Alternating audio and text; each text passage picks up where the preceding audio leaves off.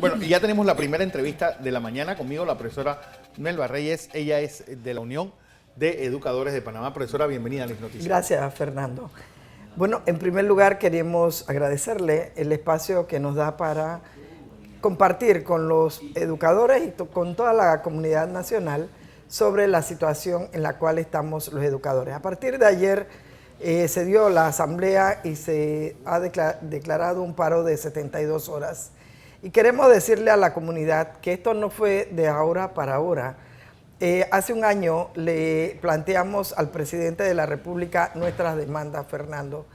Estuvimos en la mesa bilateral con la ministra de Educación reiterando las demandas y cuáles son las demandas fundamentales y que el padre y madre de familia debe de saber.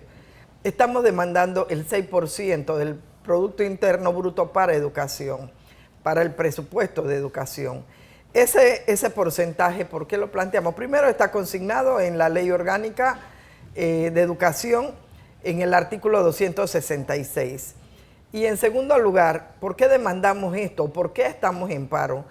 Hoy escuchábamos a varios en la mañana en KW Continente señalar de que nosotros nos gusta perder clase, que A o B o C de parte de los oyentes. No estamos perdiendo clases. Queremos garantizarle a los estudiantes y a la ciudadanía en general que los próximos años deben de estar en mejores condiciones los 3.200 centros educativos que hay en el país. En la actualidad tenemos más de 400 escuelas ranchos y tenemos 1.000 aulas ranchos, más de 1.000 aulas ranchos. El 44% de las escuelas del país, estimados oyentes, no tienen agua potable.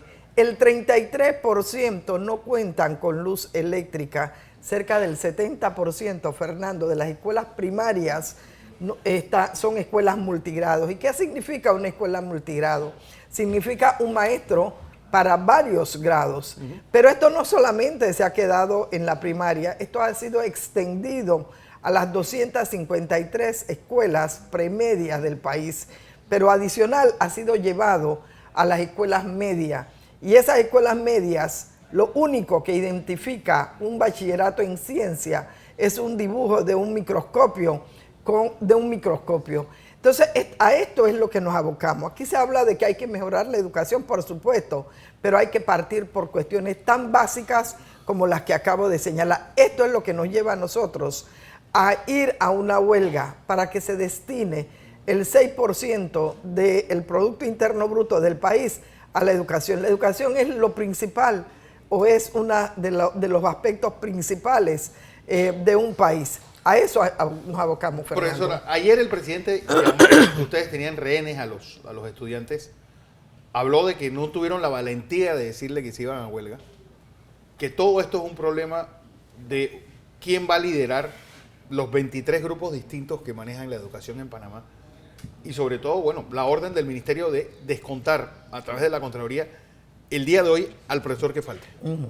En relación a los rehenes, lamentablemente quiero decirle al presidente que rehenes, una palabra muy fuerte. Sí, demasiado fuerte, que rehenes y de discriminación, de exclusión tiene el gobierno cuando no destina el 6% a los más de 100.000 estudiantes que van a escuelas multigrado.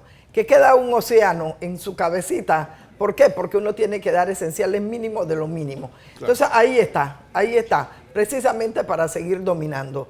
La otra parte, en relación a los descuentos, mire, y escuchaba de que había un comunicado también del Ministerio de Educación donde se le iba a premiar a aquellos educadores que iban.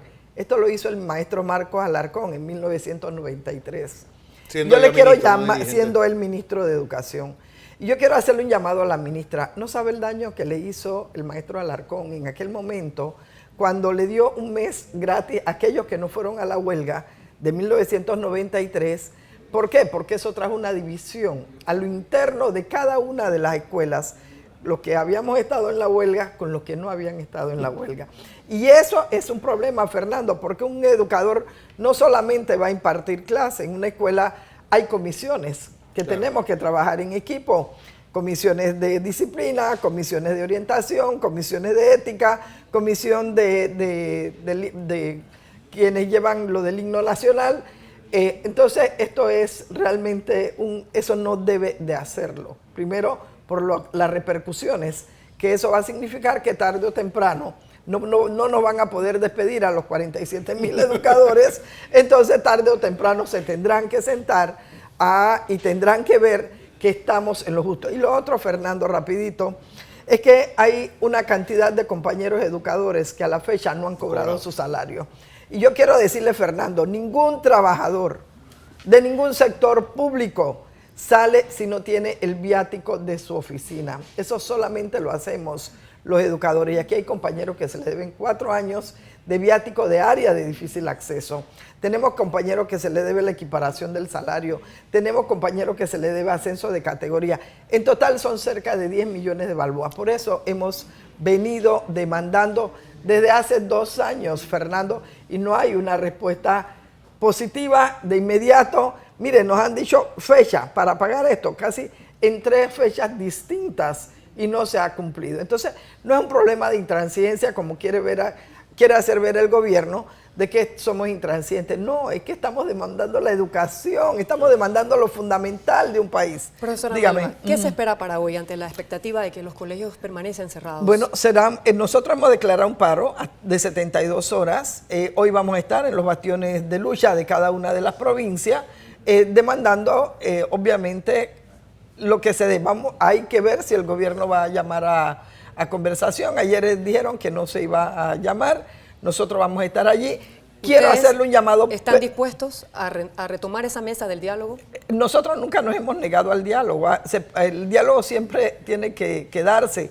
Tarde o temprano se tiene que dar. Es que según el ministro alemán, son ustedes los que, al decir no al pago de los 300 balboas, es decir, como lo quería hacer el gobierno escalonado 2017 y 2018, fue lo que rompe la mesa del diálogo. No, el problema que el único que se discutió ahí fue plata, aumentos de salario y eso no es cierto, eso no es cierto. La mesa se rompe justamente cuando decimos no aceptamos el 5,5% para educación, queremos el 6%, porque el 5,5% representa 1 millón de balboas menos diarios para educación, porque son cerca de 350 millones que se les dejará de destinar a educación. Claro que para eso se necesita todo un plan en el marco de los educadores que hay que nombrar, en el marco. Mire, Fernando, las escuelas nuestras, hay escuelas, las cifras que le dije de las escuelas ranchos, pero hay escuelas como por ejemplo el Manuel María Tejada Roca, el José Daniel Crespo, el Ángel María de todo. Pero son escuelas deconstruidas que tienen más de 70 años. Sí. Los arquitectos e ingenieros llaman a esta estructura como estructuras enfermas. Sí, la Tomás Herrera incluso. Por supuesto. Entonces, esta situación es la que nos lleva a nosotros que hay que destinar los dineros para esas infraestructuras, pero también para la formación docente. En ningún momento los educadores nos hemos negado. Siempre hemos defendido el derecho de tener ya no unos seminarios que muchas veces no satisfacen las aspiraciones de un docente, sino que hayan programas de formación que vayan en la búsqueda de un educador realmente humanista, de un educador actualizado en la parte tecnológica. A eso aspiramos y por eso queremos el 6% del presupuesto nacional. Muy importante esa aclaración para que todo el país pues esté claro de lo que realmente están pidiendo los docentes y no se malinterprete su intención y su causa, muy importante. El gobierno ha querido hacer ver que nosotros nada más buscamos el dinero. Eso es una parte, eso es una cuestión muy importante que debo informarles, o por lo menos decirles, sí, defendemos la profesión docente, defendemos la profesión docente. Mire, en la Universidad de Panamá, en la actualidad, antes había 3,000 estudiantes en la Facultad de Educación. Hoy hay 1.500 balboas. Hoy ha habido que recontratar profesores de química, profesores de física, profesores de biología, profesores de matemática, que se jubilaron hace 10 años. ¿Por qué? Porque no hay profesores, nadie quiere estudiar. ¿Y por qué no quieren estudiar, Fernando? No porque no haya la vocación, no porque no haya el interés, porque el salario nuestro realmente no corresponde a las actualidades de hoy. Profesora, colegios privados, ¿qué se ha sabido? No, ojalá ellos se sumaran también. Porque ayer, pues la Unión de Colegios Privados, más o menos poniendo las bardas en remojo, dijo, bueno, nosotros pues, estamos hablando con nuestros docentes, pero la cosa es que si se sube, es lo que decían ayer, también subirle el salario a los docentes en los colegios públicos significaría indirectamente subirle el salario a los Eso debiera ser porque eso es lo que dice la ley.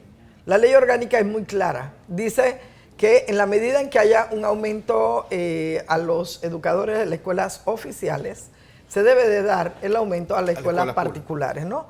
Sin embargo, eso no se da, Fernando.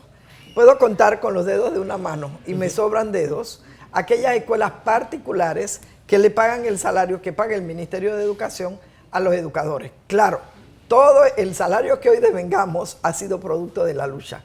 No ha habido un solo centavo que hayamos nosotros recibido que no hayamos luchado. Así que ellos deben de ajustarle el salario a los compañeros porque es lo que dice la ley y deben de cumplir lo que dice la ley. ¿Qué porcentaje de los docentes a nivel nacional están secundando el paro?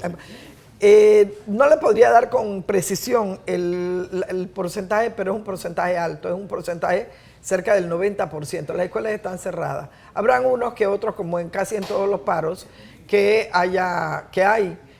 van educadores a las aulas, ¿no?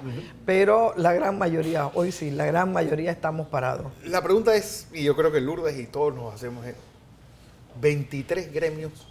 No somos 23, Fernando. Fue lo que dijo el presidente. Él dice eso, pero no somos 23, somos 17, que estamos en la huelga, somos 17 gremios. Hay un solo gremio que no está en la huelga. ¿Cuál? Somos la Asociación de Maestros Independientes Auténtica, la mía.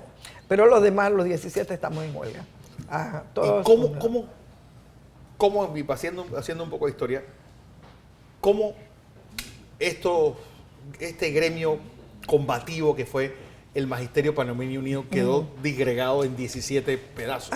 Eso fue a partir de la huelga de 1979. Fue cuando se dio la huelga de 1979, allí sale, en ese momento estaba el Magisterio Panameño Unido y creo que en ese momento eran 6, 7 gremios lo que habían. Estaba la Asociación de Profesores. A partir de ahí, después hubo una división, eso fue en el 78, se da la gran movilización de 79, educadores. El 7-8 comienza con la gran movilización por un ajuste salarial, el 22 de septiembre del 78. Después en el 79 eso se continúa, ahí es que se hace la división por los 8 gremios, unos que fueron a negociar con el gobierno y no dieron las informaciones como debía de ser a las bases y entonces ahí se divide. Después, ¿por qué existen los gremios? Porque en cada provincia después se hizo un gremio. Antes era una a nivel nacional, una sola. Después, por ejemplo, está la Asociación de Educadores de Los Santos, la de Herrera, la de Coclé, la de Veraguas, la de Colón. En Colón hay 2 gremios, 2 o 3 gremios y aquí en Panamá también. Pero realmente esa es la razón por la cual surgen los gremios. Bueno, a ver qué ocurre, Lourdes. ¿Cómo no? Así es, bueno, esperemos que todo se solucione, profesora. No es quién gana ni quién pierde, sino más bien buscar la solución para el futuro de todos y de nuestro país. Yo quiero decirle al gobierno, si está viendo la noticiero, que es una responsabilidad del Estado de garantizarle a todos los estudiantes de nuestro país una educación de calidad. Y para dedicar una educación haber una educación de calidad, tiene que partir destinando el 6% del Producto Interno Bruto a la educación nacional. No va a ser de otra manera.